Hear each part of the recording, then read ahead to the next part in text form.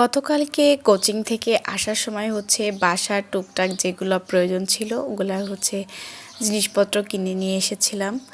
আর সাথে এক আঁটি পালং শাক নিয়ে এসেছি। আর এটাই রাতে রান্না করব। আর গতকালকে রান্না করা ডাল আছে ফ্রিজে, ওইটা গরম করে নিব, যেহেতু রাতের খাবার এটা দিয়েই হয়ে যাবে। আবার অনেকে বলবে যে আপু রাতে কেন শাক রান্না করবেন। তো একটাই উত্তর, সেটা আমার হাজব্যান্ড যেহেতু রাতেই খাবার খায়, যার জন্য বেশিরভাগ টাইমে ওর পছন্দ মতো খাবারটাই রাতেই রান্না করতে হয়। তো এই তো আমি সব কিছু গুছিয়ে একদম রেডি করে নিয়েছি। আর মশলাটা কিন্তু আমি শিলপাটায় বেটে রেডি করে নিয়েছি। আর পেঁয়াজটা একটু থেতো করে দিয়েছিলাম আর কি, পুরোটা বাটিনি। তো এভাবে করেই আমি মাছটা রান্না করব শাক দিয়ে।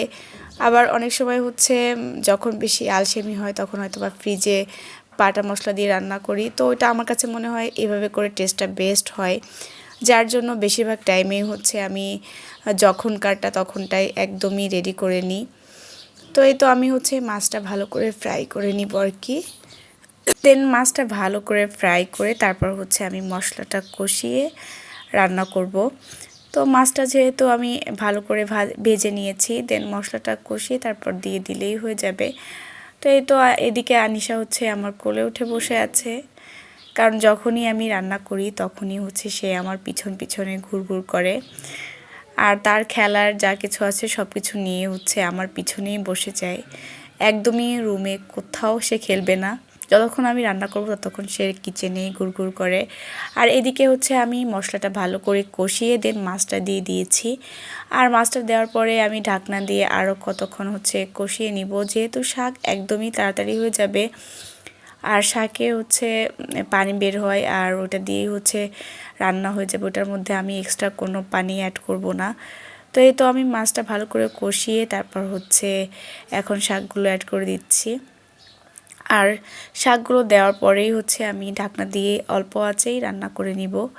এটার মধ্যে আমি আলাদা করে পানি দিচ্ছি না, কারণ যেহেতু পালং শাক এটা থেকে অনেক বেশি পানি বের হয়, আর আলাদা করে পানি দেওয়ার কোনো প্রয়োজন নেই।